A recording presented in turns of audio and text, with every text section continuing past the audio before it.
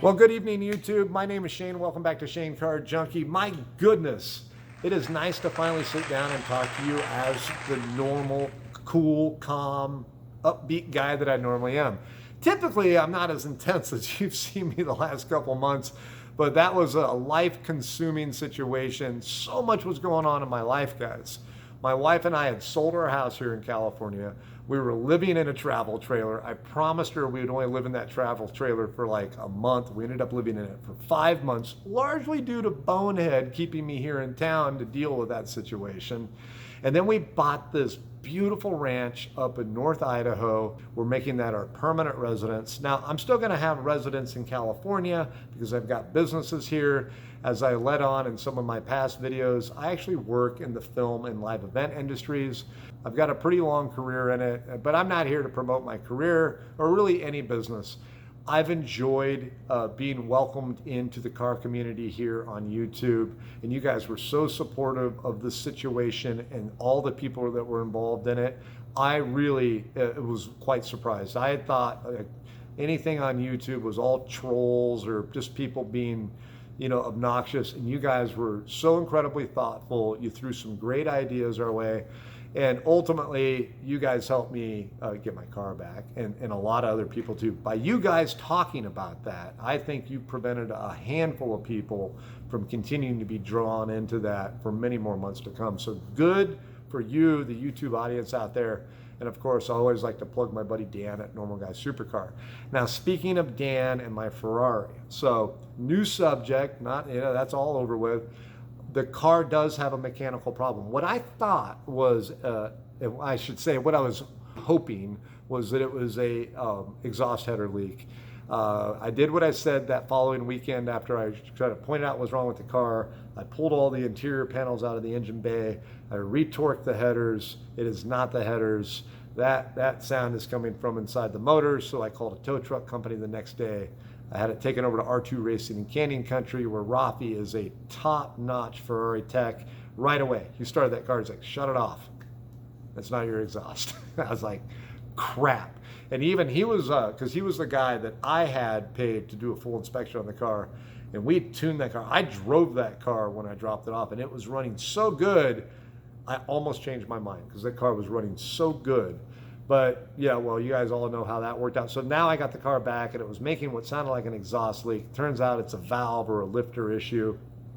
We're gonna know more about that. And maybe what I'll do is grab my camera, run over there tomorrow and just film Rafi telling me what's wrong with it and what the diagnosis is and what it's gonna take to fix it.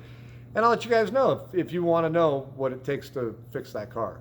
And then in the future, what do we do with the car, right? So the car's got like almost 22,000 miles on it now. So it's kind of in that sort of danger zone of getting devalued by putting miles on it. Well, let's just accept that that's going to happen because I owe enough money on that car and there's enough repair that I've got to put into it right now. It's not going to make sense for me to sell it, but I'm not going to get it fixed and just put it in the garage so I can preserve the value. So we're gonna drive the piss out of that thing, all right?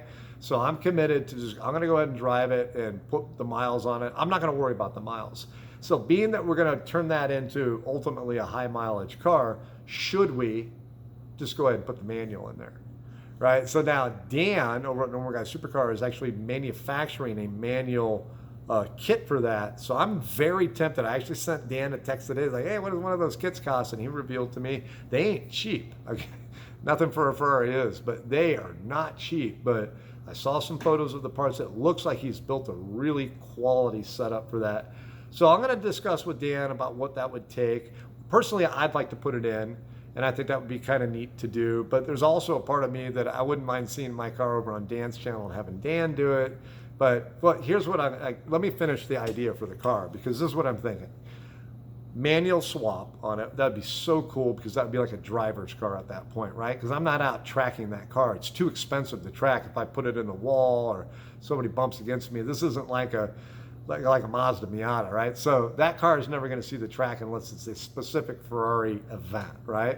So being that I'm not going to track it, why not make it like the ultimate sort of weekend go have fun car? This is my idea.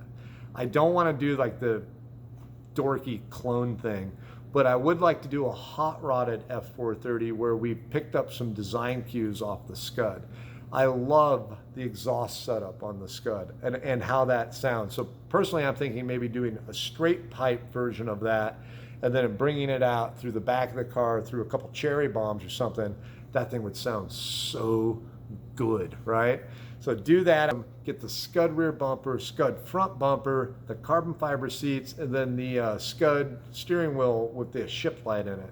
If I can find those parts used and manage to get them at a decent price, this is what I'm going to commit to right now.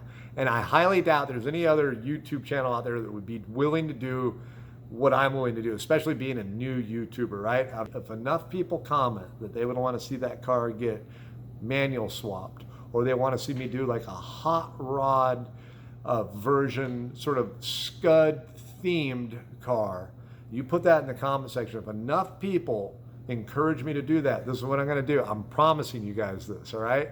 Or my name isn't Shane. If you guys put in the comment section to do that, I will absolutely ask my wife for permission. Because, yeah, I really need your guys' help to be allowed to do that. So if I can tell my wife that you guys want to see it, as long as it's not me asking, because there's this whole deal in my house right now because I have so many cars. My wife said if I bring one more car home, I have to get rid of 3.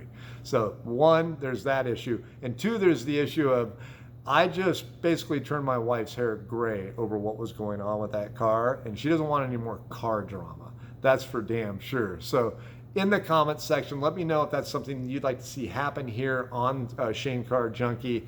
And then in the future, I'm gonna talk a little bit more about what I do for a living because I have a pretty vast skill set in my career. These are all the things for doing effects and movie props and live event scenery and competition game shows. And my business is basically based on high skill in the trades. So welding, machining, sculpting, mold making, painting, scenic painting. So if there's a project or a subject matter that really doesn't have anything to do with cars, or there's like a solution you're trying to find for your car and we can incorporate a little project on how to fix that, I would like to bring something just a little bit different because I have such a vast amount of experience in a variety of different things due to my 25 years working in entertainment. But my real passion is cars, and one of my new businesses, which I promise I'll never try to sell you anything here, but I want to tell you what I do because I think you guys will find this interesting.